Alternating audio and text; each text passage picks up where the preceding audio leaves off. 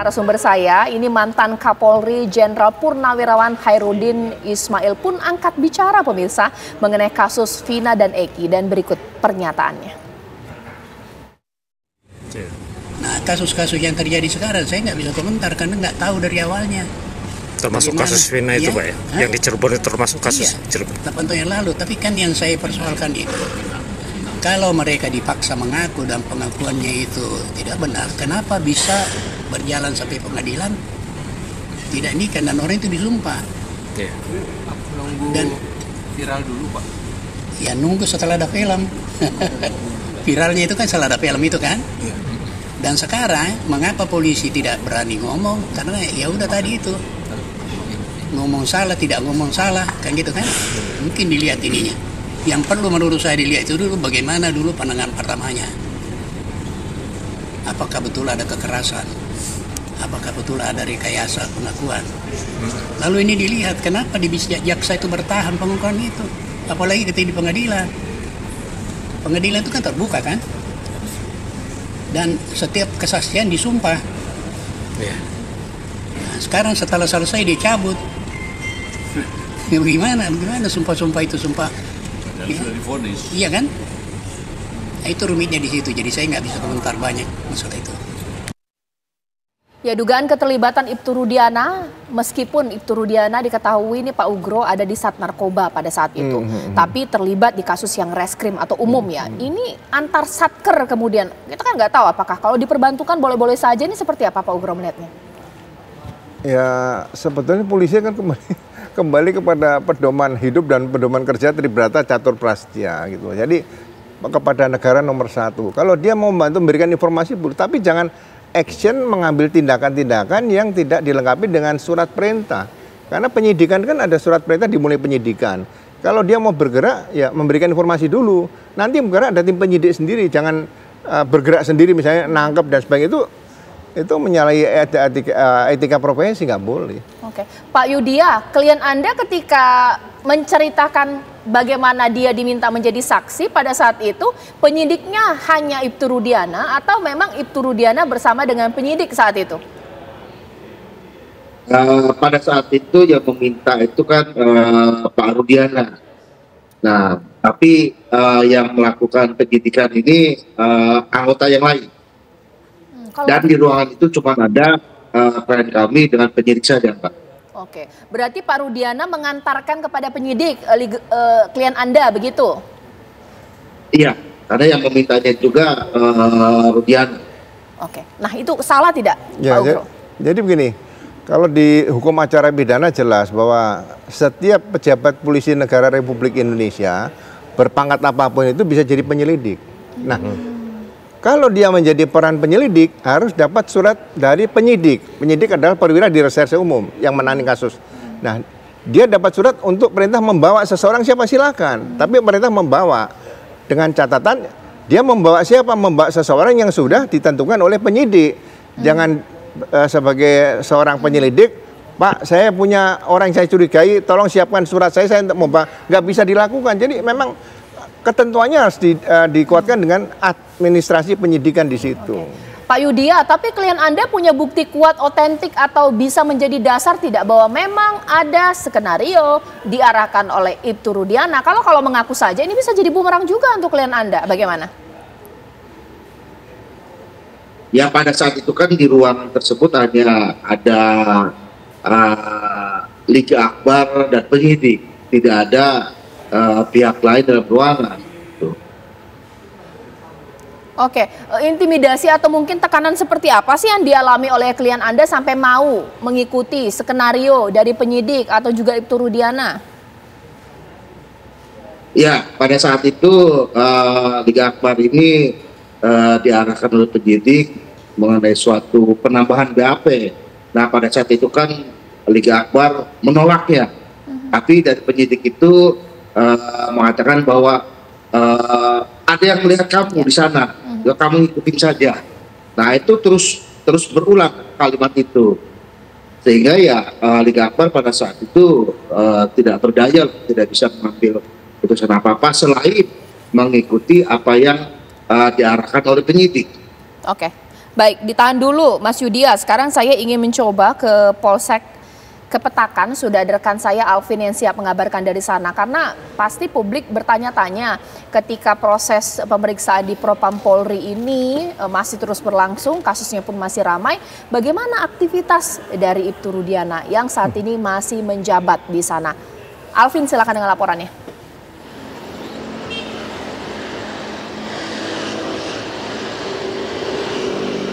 Ya baik Caca dan juga pemirsa, memang kasus kematian Vina dan juga Eki di Cirebon ini memang masih menjadi perbincangan di masyarakat seluruh Indonesia karena memang masih munculnya saksi-saksi baru dan juga banyaknya kejanggalan dalam kasus kematian Vina dan juga Eki. Jadi memang di tempat saya mengabarkan ini merupakan di Polsek Kapetakan di Cirebon, Jawa Barat. Memang inilah situasi di depan Polsek Kapetakan Cirebon, Jawa Barat. Memang tempat ini merupakan tempat Ibtu Rudiana ditugaskan. Memang Ibtu Rudiana sendiri ditugaskan sebagai Kapolsek Kapetakan Cirebon, Jawa Barat. Memang untuk lebih lanjutnya saya akan ajak pemirsa masuk sedikit di Polsek Kapetakan ini. Pemirsa bisa melihat inilah situasi di halaman Polsek Kapetakan Cirebon, Jawa Barat. Memang untuk situasi Polsek saat ini cukup sepi dan tidak adanya aktivitas apapun. Namun tadi kami sempat melihat pada siang hari Polsek Kapetakan ini ramai dikunjungi oleh masyarakat ataupun masyarakat yang ingin membuat laporan ataupun pengaduan di Polsek Kapetakan ini. Dan memang ini tadi kami juga sempat menanyakan kepada kepolisian yang berjaga terhadap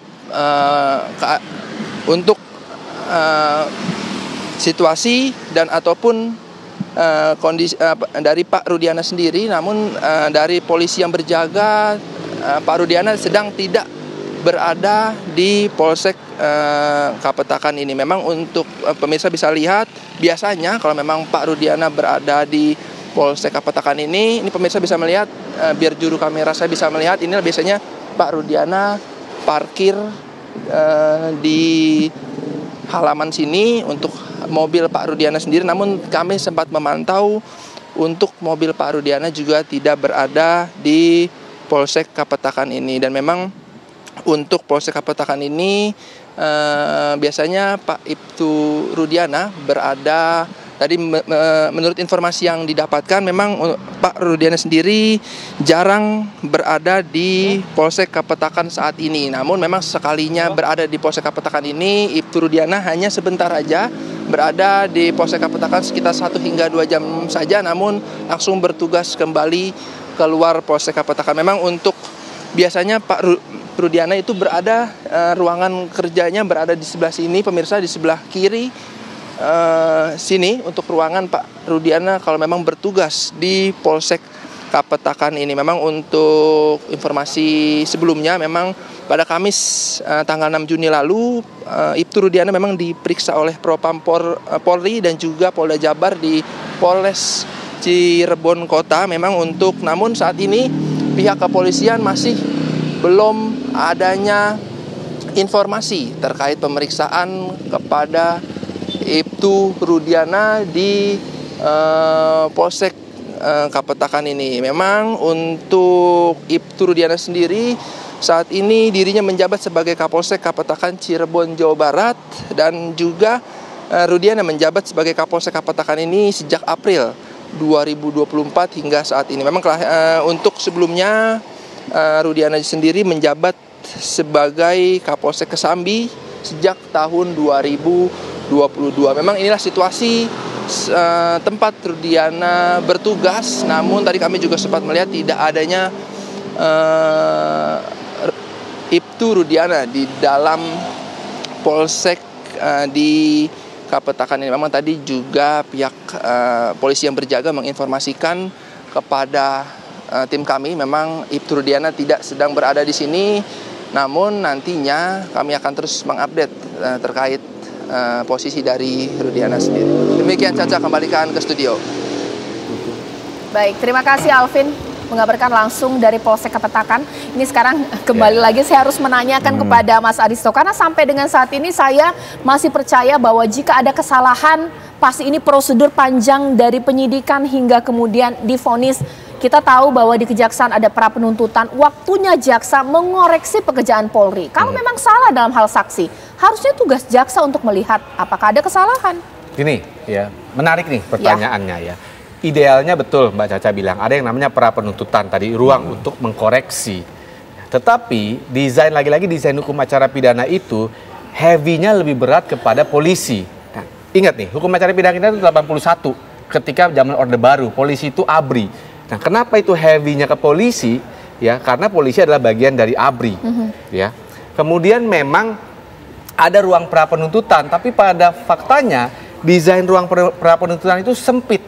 Koordinasinya sempit, waktunya hanya 7 dan 14 hari.